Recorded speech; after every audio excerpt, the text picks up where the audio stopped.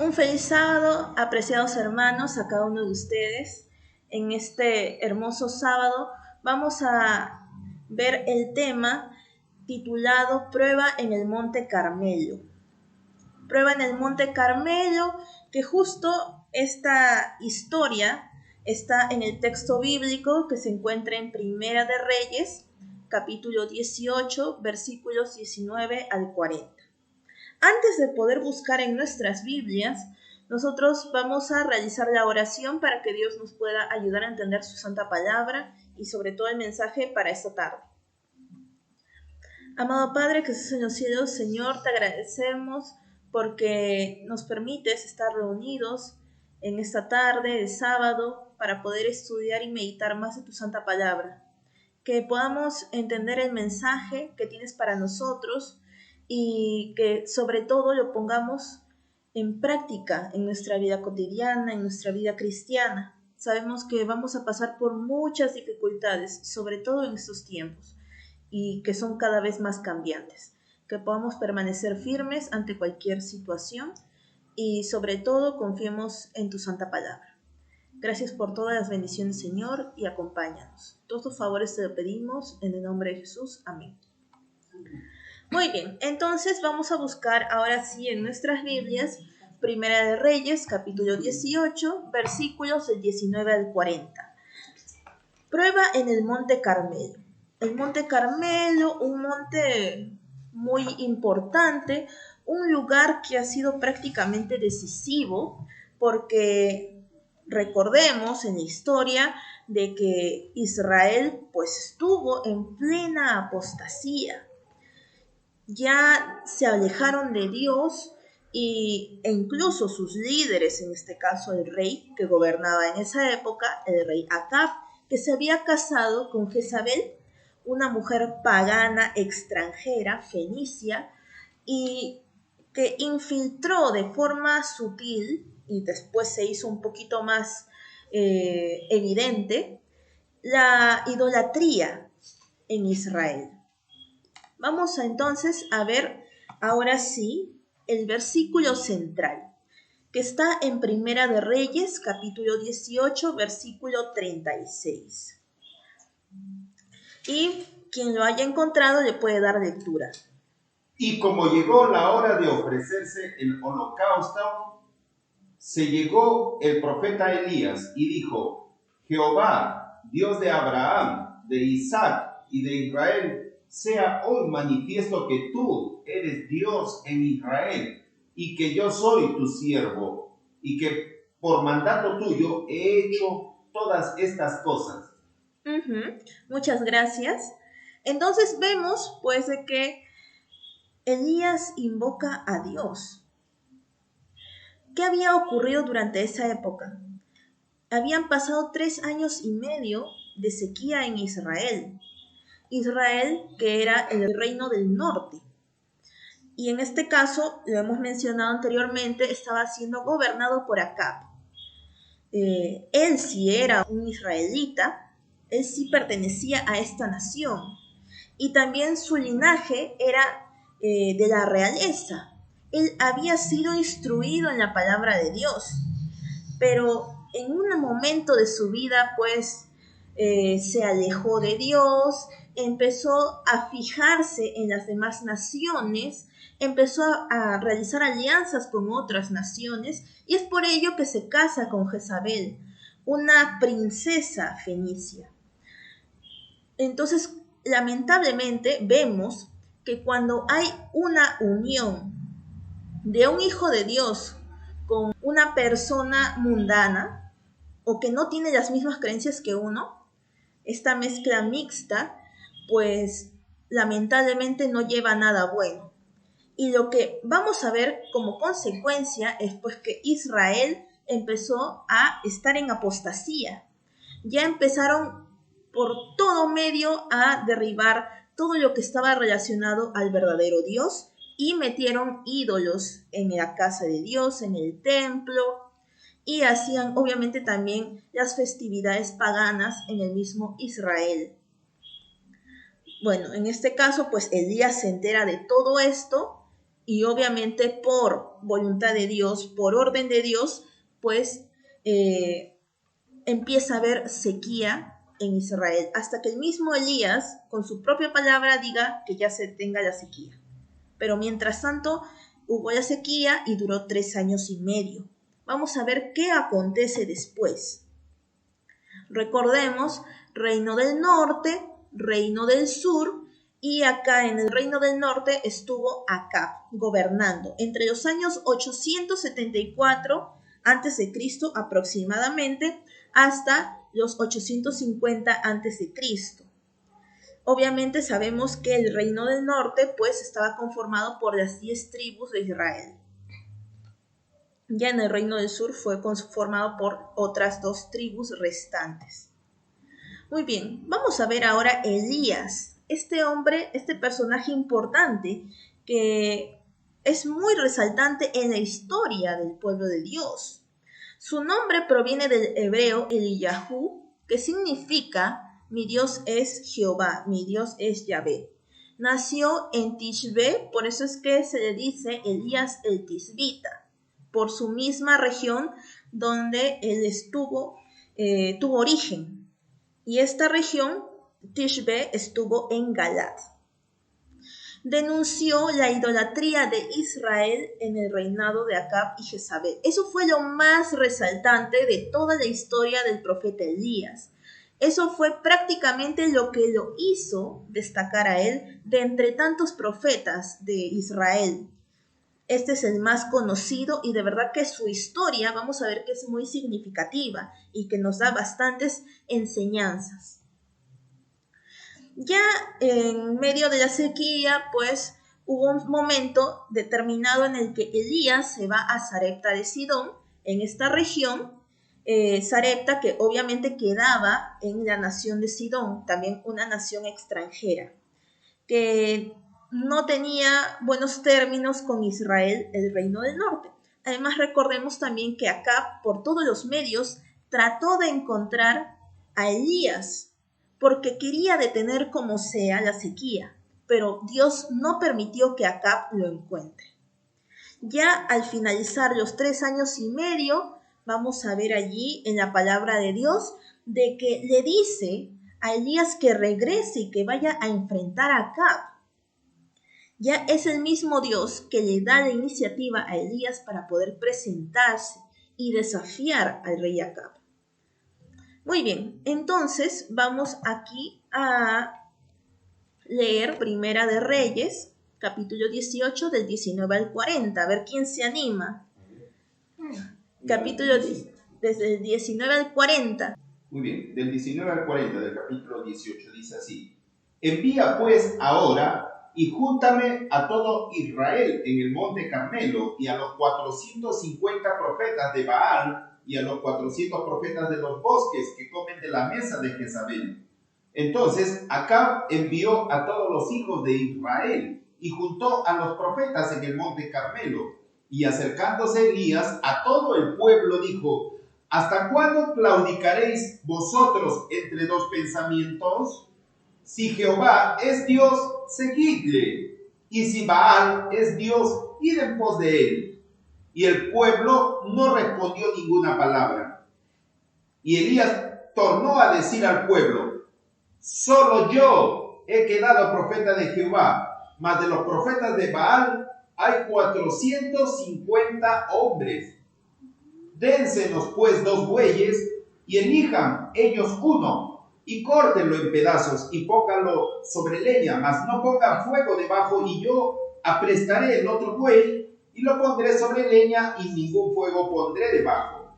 Invocad luego vosotros en el nombre de vuestros dioses y yo invocaré en el nombre de Jehová, y el Dios que respondiere por fuego, ese sea Dios. Y todo el pueblo respondió diciendo: bien dicho. Entonces Elías dijo a los profetas de Baal: elegid un buey y haced primero, pues que ustedes sois los más, e invocad en nombre de vuestros dioses, mas no pongáis fuego debajo. Muy bien, entonces continuamos con la lectura. Y ellos tomaron el buey que le fue dado, y lo prepararon e invocaron el nombre de Baal desde la mañana hasta el mediodía, diciendo: Baal, respóndenos. Pero no había voz, ni quien respondiese. Entre tanto ellos andaban saltando cerca del altar que habían hecho.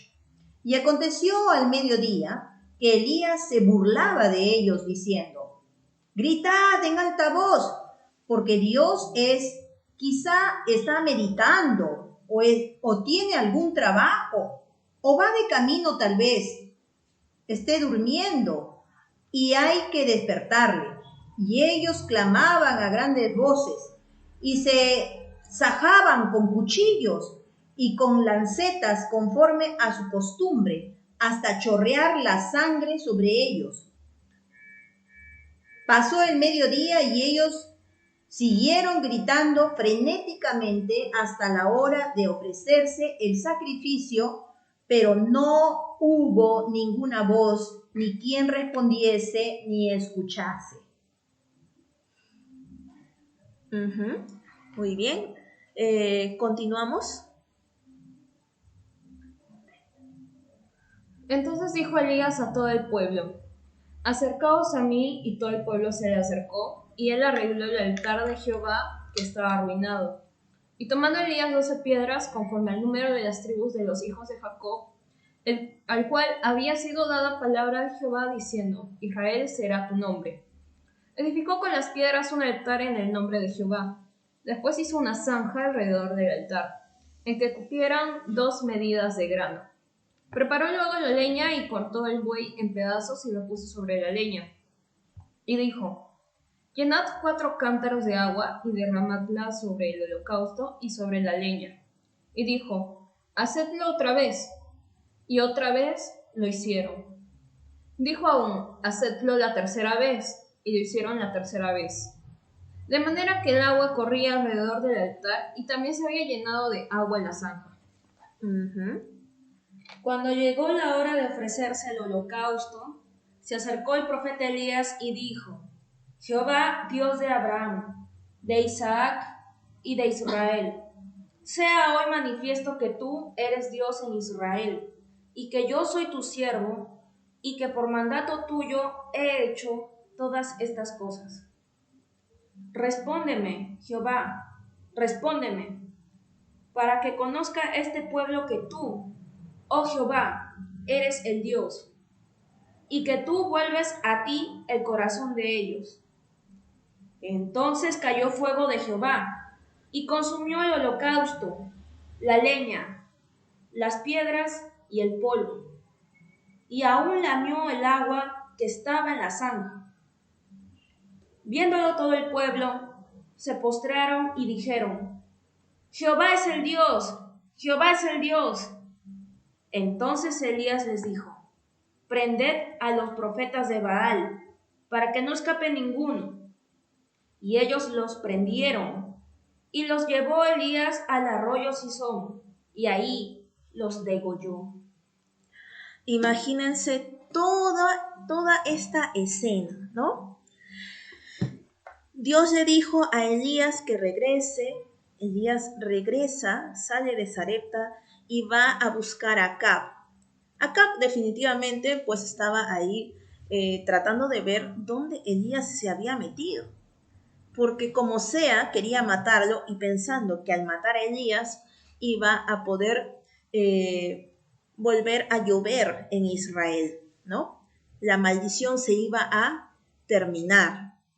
Entonces, vemos aquí que en el capítulo 18 nos menciona pues de que Elías le propone ese desafío a Acab, de que pues reúna tanto a todos los profetas de Baal, 450 profetas, 450. Elías creía que era el único profeta de Dios que había quedado. Entonces eran 1 contra 450. Aparentemente, pues uno diría, no, los profetas de Baal pues van a ganar este duelo porque pues son varios, entonces su Dios Baal los va a escuchar porque son manchas, son cantidad. Y a Elías nadie lo va a escuchar, ni siquiera Dios, porque pues es simplemente un profeta, ¿no? Un insignificante profeta. Pero vamos a ver de que para Dios, pues, no siempre las matemáticas son como el hombre cree, que la mayor cantidad, pues, es la que gana. No siempre es así. Vamos a ver que en realidad, pues, va a vencer Elías 1 contra 450. Vamos a ver un poco, vamos a analizar esta parte. Necesariamente es correcto hacer lo que las personas, como dicen, lo que el montón hace o lo que la multitud hace. ¿Está bien hacerlo? ¿O lo que la minoría hace? Si vemos que la multitud, si la mayor cantidad de personas está haciendo cosas malas, no quiere decir que está bien. Uno por lógica y también viendo la palabra de Dios se da cuenta pues que está mal. Y si está mal, ¿por qué yo voy a hacer lo que hace la mayor cantidad de gente, lo que hace la mayoría? Y yo debería ir por el lado de la minoría, ¿no? Que está por lo menos luchando, pero está tratando de seguir a Dios. Entonces, reflexionemos también en este punto. No siempre lo que hace la mayoría es lo correcto. La mayoría también se puede equivocar. Y vamos a ver más adelante también que la mayoría se va a perder en la segunda venida de Cristo por seguir al montón. Muy bien, entonces, en Israel, muchos, por decir el 95% de los habitantes de Israel había caído en la apostasía. Es demasiado. Fue bastante fuerte la influencia de Acab y de Jezabel junto con los profetas de Baal. Fue demasiada. Y vamos a ver también que Elías dice, pero ¿por qué están sirviendo a dos señores? Por un lado dicen, no, sí, yo creo en Dios, pero por otro lado también están sirviendo a Baal. Dice, decídanse pues de una vez por todas, ¿a quién van a servir? ¿A Dios o a Baal? Si Dios es Dios, pues sigan a Dios. Y si Baal es Dios, pues sigan a Baal, ¿no? Pero ya no estén así, un paso para Dios y otro para el mundo. No, de una vez defínanse. Entonces también había personas que tenían esa indecisión, que estaban amigos de Dios aparentemente y amigos también de los paganos, amigos del mundo, ¿no? Actualmente también podemos visualizar eso, ¿no? Muy bien, vamos a ver entonces un video, así que estemos atentos, va a estar muy interesante. Y de ahí vamos a seguir reflexionando, ¿eh? Ahí no queda todo. Y ha terminado, Elías. Ahora ve y preséntate ante el rey Acab.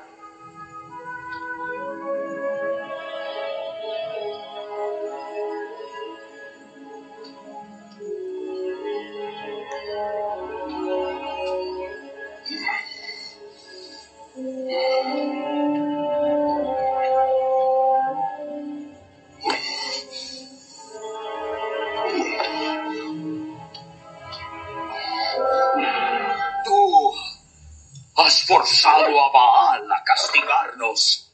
Tú eres el responsable de esta maldición. Ve y reúne a todos los profetas de Baal y vayamos al monte Carmelo. Allí veremos el Dios de quien tiene el poder de salvar. Con que un desafío, Pues lo acepto. Ahora comprendo que Baal aguardaba este momento para dar prueba de su poder. Y cuando lo haga, terminaré contigo. Tendré el placer. Muy bien.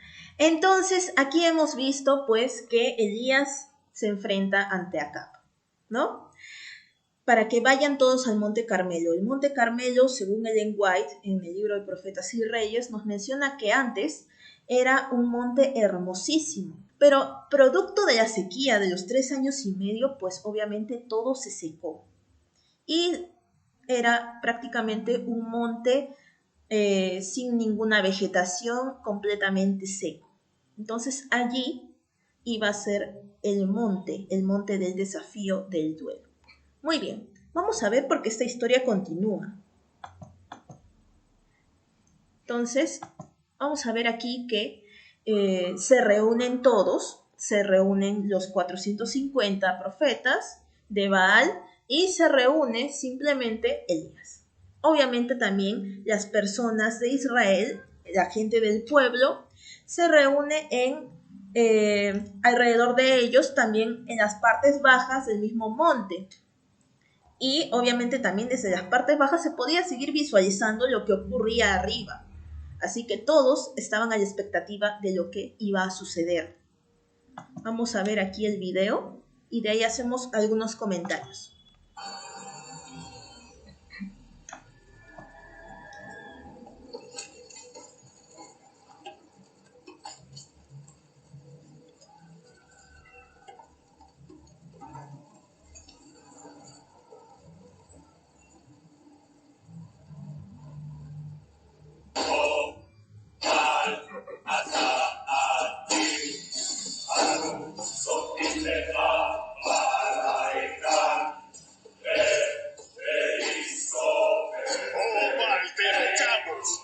Desciende entre nosotros. Te rogamos, poderoso Dios de todo lo que nos da vida. Desciende, Baal, y enciende fuego en este altar, como una señal para todos los que venimos hasta ti en esta montaña. Oh, Baal, tú eres grande y nosotros tus humildes siervos.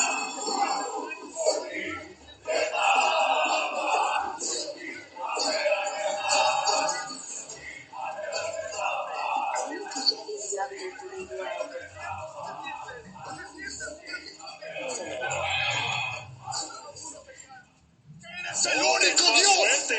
Baal debe ser un Dios. Tal vez esté soñando despierto. O quizá esté en el baño. O de viaje por algún lado.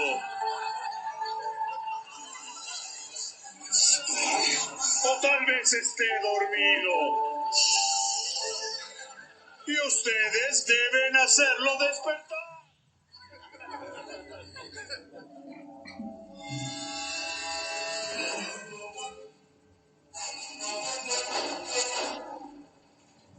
Bendice a aquellos que te siguen, Baal. Déjanos verte. Desciende a nosotros, oh Baal.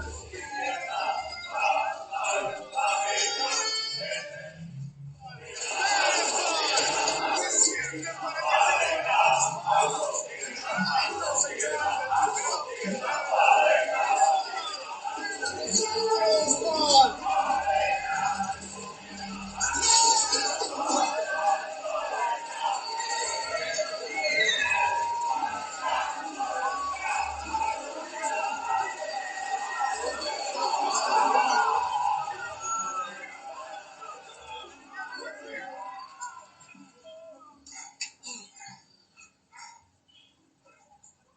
No entiendo qué pasó.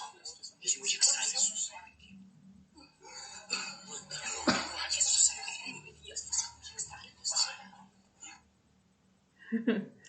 Muy bien, entonces, bueno, de verdad que parece así muy gracioso. Tal vez si alguno de ustedes hubieran estado presentes en ese momento, también se hubieran matado de la risa, porque era un espectáculo, todos esos movimientos que hacían esos 450 sacerdotes, aparentemente creyendo que cortándose, haciéndose heridas en el cuerpo, danzando, etcétera, creyeron que su famoso Baal pues les iba a contestar sus plegarias y que iba a hacer descender fuego del cielo para quemar esa ofrenda.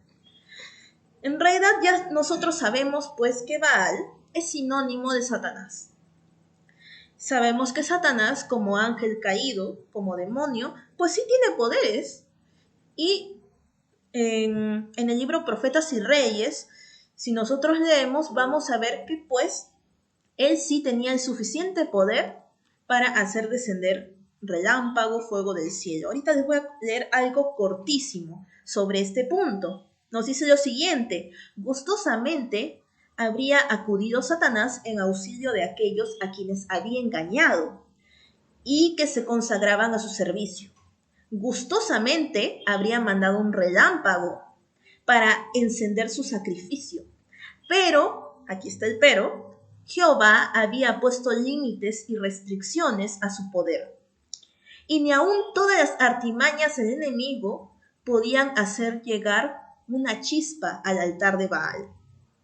Entonces Dios le limitó los poderes a Satanás. Entonces lo único que le quedó a él pues es quedarse ahí como espectador mirando cómo sus sirvientes, los sacerdotes de Baal, estaban ahí haciendo su tremendo show mediático. Pasó. Y Dios no permitió pues que Satanás tuviera la victoria. Vamos a ver la continuación de esta historia. Ya vimos pues de que hubo el turno de los sacerdotes de Baal, profetas de Baal. Ahora tocaba el turno de Elías. Y aquí prácticamente era algo decisivo, porque si se encendía el altar de Elías, pues definitivamente Dios era el verdadero Dios. Y si no se encendía, pues en ninguno de los dos se hubiera creído, ni en el Dios de Israel, ni en Baal. Ninguno de los dos era el Dios verdadero. Pero obviamente sabemos que Dios jamás va a permitir que él sea menospreciado. Por eso es de que actuó Dios en este momento decisivo. Entonces Elías edificó un altar con 12 piedras representando a las 12 tribus de Israel. Ese altar que había sido derribado, porque nos menciona la Biblia que estaba derribado, él lo reconstruyó, que simboliza que él trató de, como se dice, reafirmar otra vez el pacto que había hecho Dios con ellos, con las 12 tribus de Israel. Echó agua en derredor de este altar. 3 veces el Espíritu Santo estaba allí también en medio de este suceso, ¿no? La deidad presente allí en este acontecimiento decisivo. Muy significativo esta cantidad, el número de veces en la que echa Elías el cántaro de agua allí en derredor de este altar, ¿no? Muy bien, vamos a ver la continuación. Tú, quítales de allí y tráeme agua, toda la que puedas.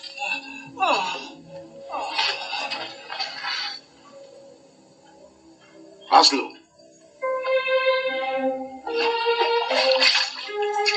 Hazlo otra vez. Una vez más. ¡Está loco! ¡Esa agua no se puede malgastar! ¡Deténganle! ¡Deténganle! No, dejaremos que fracase y después ellos lo matarán por nosotros. Oh Dios de Abraham, de Isaac y de Israel, haz que este día se sepa que tú eres Dios y que no hay ningún otro sino tú.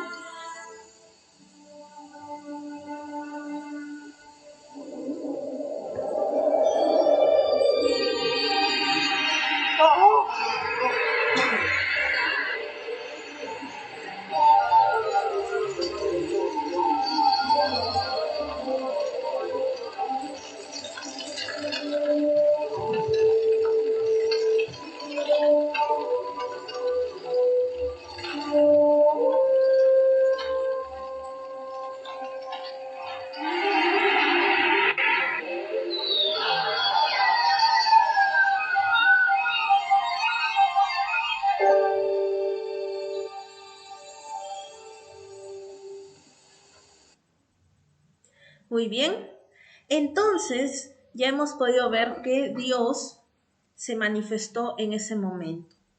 No permitió ser humillado ante los falsos profetas ni ante Israel.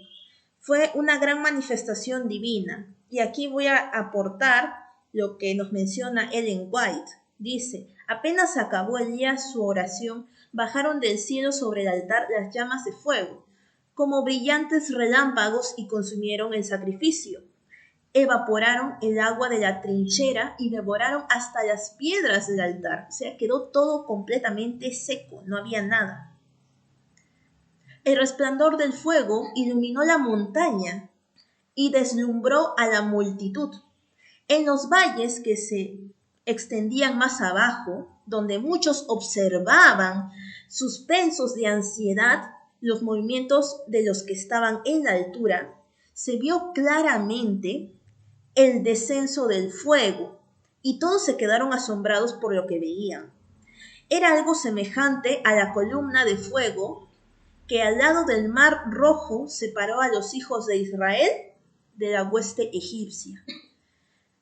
Debajo del monte Carmelo hemos dicho anteriormente que había parte de valle, y en esos valles pues estaban las personas espectadoras del mismo pueblo de Israel, y ellos contemplaron todos. La montaña quedó iluminada al momento en que descendió el mismo fuego del cielo, el fuego de Dios. Y según las personas también que estaban allí, pues observaron que tenía la misma forma de la columna de fuego que separó allí en el Mar Rojo, antes de cruzar el Mar Rojo, separó a los israelitas de los egipcios. Era la misma manifestación divina. Entonces Dios es el mismo Dios de ayer, el mismo Dios de hoy y el mismo Dios de siempre. Dios no va a cambiar su forma de manifestarse. Imagínense, es igual. Ellos tuvieron la dicha de poder ver esa manifestación extraordinaria. Vamos a ver de ahí qué continúa, ¿no? Ocurrió esta manifestación divina. Entonces allí quedó en evidencia pues de que el Dios era el verdadero Dios de Israel y que obviamente Baal no era nada, no llegaba ni a los talones de Dios, no era ningún Dios, era falso. Entonces, como Elías ganó el desafío, ya Elías podía tomar la decisión que él quería. Entonces, obviamente por voluntad de Dios, pues Elías manda a matar a los profetas de Baal. Elías también agarró su espada y mató a los profetas de Baal. Los degolló en el arroyo Sison. Ese arroyo se llenó de sangre. Ahí mismo murieron los 450 profetas de Baal. Entonces vamos a ver ya ahí el videito.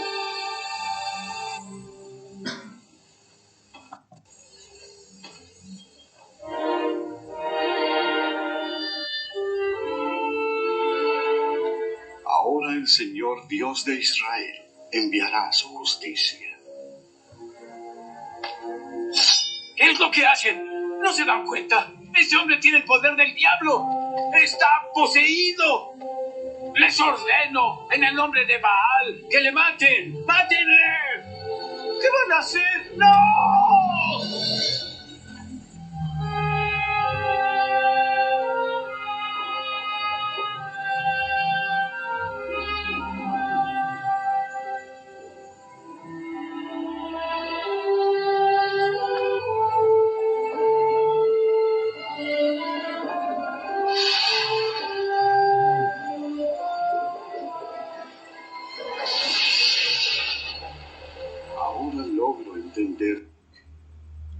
Muy bien, entonces las personas dirán de esta escena, pero ¿por qué tenía Dios que mandar a matar a estos profetas de Baal?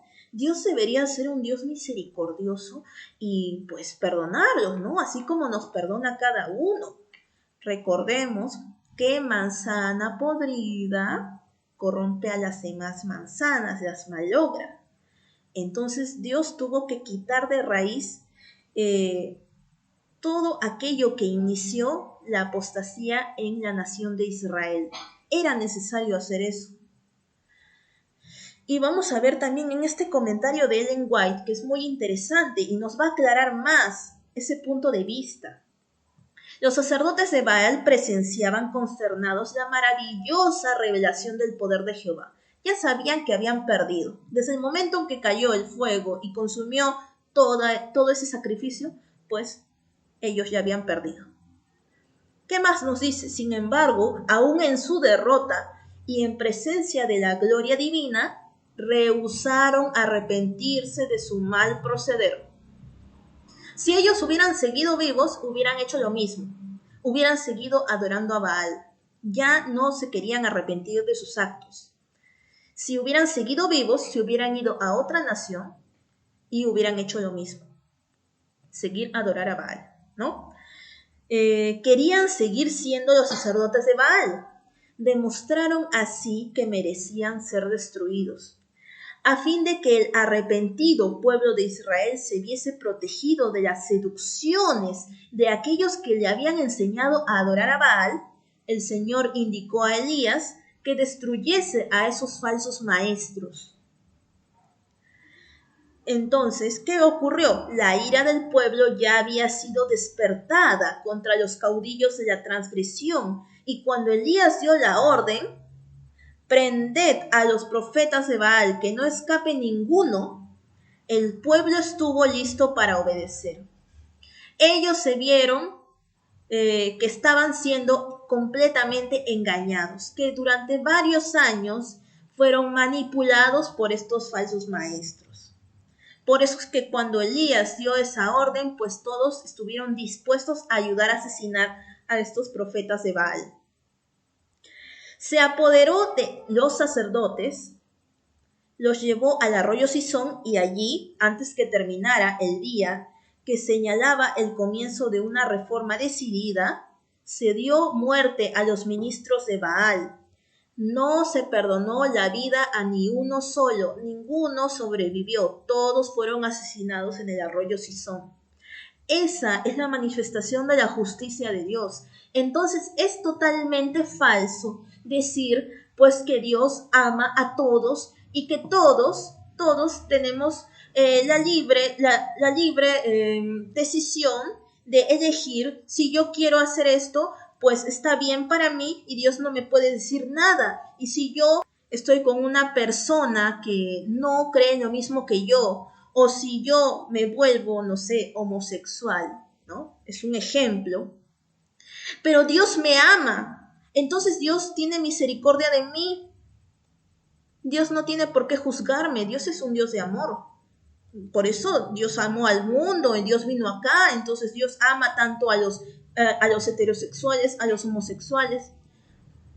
Tú estás loco, tus ideas están erróneas. Tú no tienes una mente abierta. Así dicen las personas actualmente.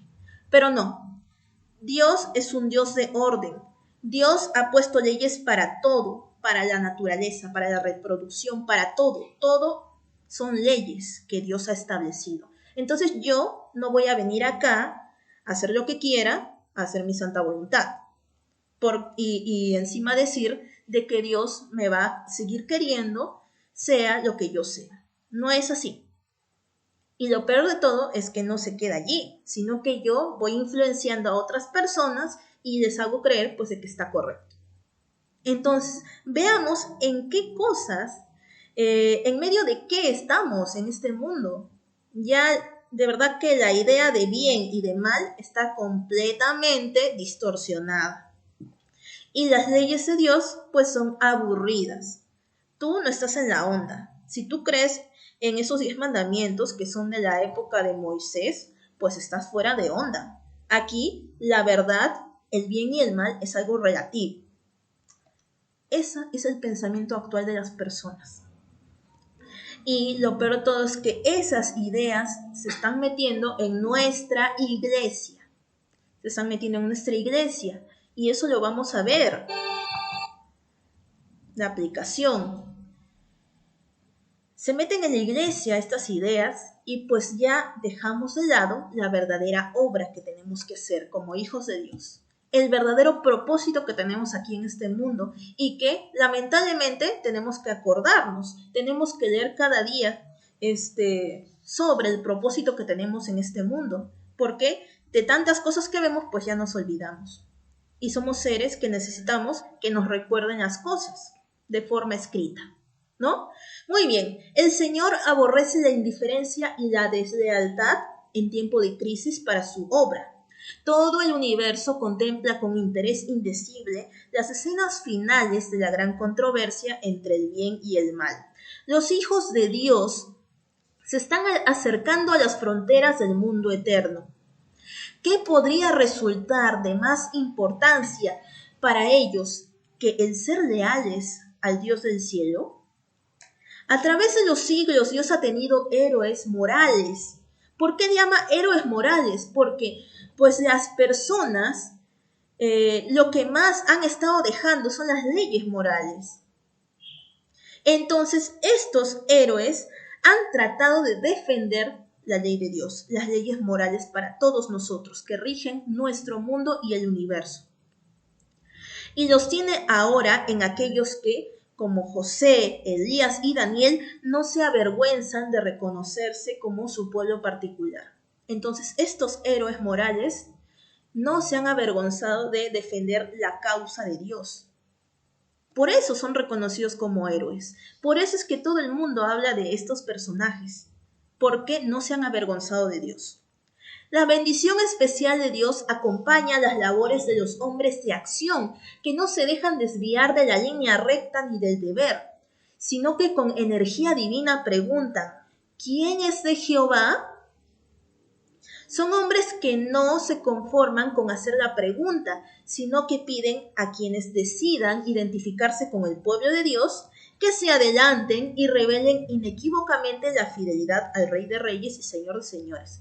En otras palabras, estas personas que actualmente quieren defender la causa de Dios, que quieren hacer y buscan hacer lo correcto y hacer la obra de Dios, no simplemente preguntan quién es de Dios, también invitan a otras personas a que apoyen en la obra de Dios, para que apoyen en el avance del mensaje, para que sigan esparciendo el respeto a las normas de Dios. Entonces, estos hombres permiten que la obra avance. Y no lo hacen solos, sino que también buscan a otras personas para que apoyen en esa obra. Tales hombres subordinan su voluntad y sus planes a la ley de Dios. Por amor hacia Él, no consideran preciosa su vida. Su obra consiste en recibir la luz de la palabra y dejarla resplandecer sobre el mundo en rayos claros y constantes. Su lema es ser fieles a Dios.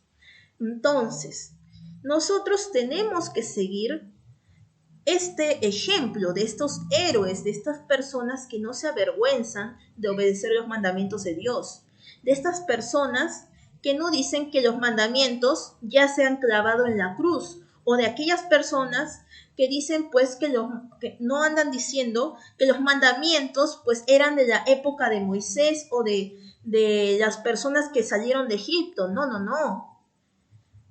Nosotros tenemos que ser personas que pensemos que la ley de Dios es eterna y que se tiene que cumplir. Así tú estés en China, así tú estés en Perú, así tú estés en Argentina o estés en España, en otro país, la ley es la misma para todos. La ley es la misma. Entonces, nosotros tenemos que impulsar y motivar a las personas a que cumplan la ley de Dios, no a botarla hacia el piso. Muy bien. Ahora sí, vamos a ver en esta imagen la realidad que estamos viviendo. Apostasía en la iglesia. Y esto también es otra enseñanza que nos deja la historia de Elías. De que la apostasía que hubo en Israel es prácticamente lo mismo que la apostasía que hay en nuestra iglesia amada, la iglesia adventista del séptimo día.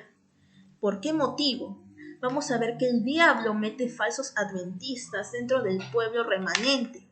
Y estos falsos adventistas, que son la cizaña, pues son piedra de tropiezo para el avance de la obra, también conocido como la obra de los 3 ángeles.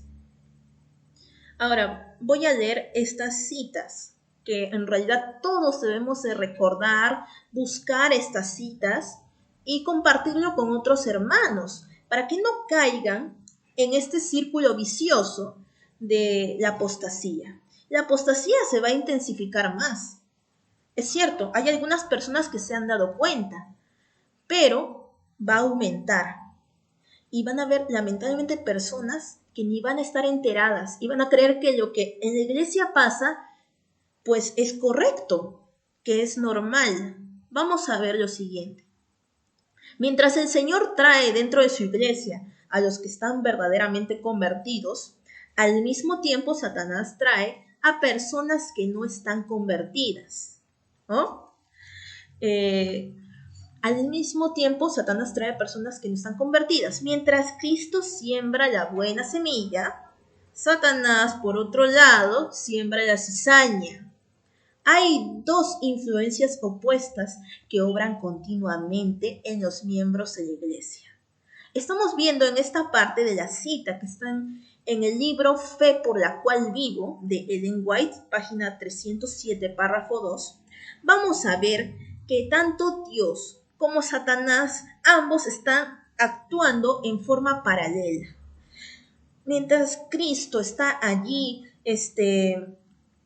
permitiendo que vengan más personas a la iglesia, que hijos fieles estén en la iglesia y que puedan, pues, aumentar un poco más su fe cada día constantemente, estén ahí en comunión, también Satanás va a meter a sus hijos, personas que no se han convertido y que pues están en la iglesia y se los incluye como hermanos de la iglesia, y estas personas pues son muchas veces piedra de tropiezos y está aconteciendo actualmente. Y no deberíamos de justificar lo que ocurre en la iglesia, no hay que ser cómplices. Yo siempre lo digo, si yo veo que algo está mal, pues lo tengo que decir. No puedo quedarme con la boca callada, porque estaría apoyando prácticamente a lo que hace el enemigo, a su obra. Muy bien, entonces, una influencia obra la purificación de la iglesia y la otra, la corrupción del pueblo de Dios. Entonces, estos dos personajes, tanto Cristo como Satanás, están obrando en la iglesia. Uno de forma positiva y el otro de forma negativa. Uno para construir y el otro para destruir lo que el otro construye, ¿no? Imagínense. Muy bien, y la otra cita, en Review and Herald. Pero cuando una persona se presenta a sí misma como un candidato para ser miembro de la iglesia, debemos examinar el fruto de su vida. Esa persona, si quiere ingresar a la iglesia, pues uno debe de ver, ¿no? ¿Cómo va con su comportamiento? Si en realidad ha estudiado, quiere aprender más de Cristo, o lo hace por puro sentimentalismo, por puro emocionalismo. Entonces, esos aspectos es bueno ir evaluándolos en la iglesia. Pero ahora ya no se hace eso. Ahora cualquiera puede bautizarse y puede ser miembro de la iglesia. No hay un filtro para seleccionar a estas personas, ¿no? Dice, examinar el fruto de su vida y dejar la responsabilidad de su motivo con él mismo.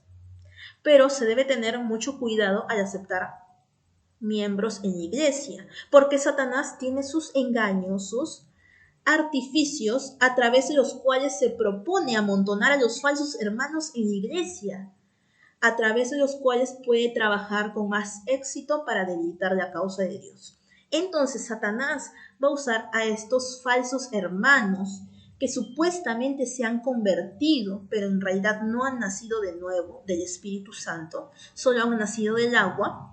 Va a utilizarlos para empezar a meter allí ideas medias extrañas, medias raras. La forma de vestirse cuando uno va a la iglesia o cuando uno se conecta de forma virtual.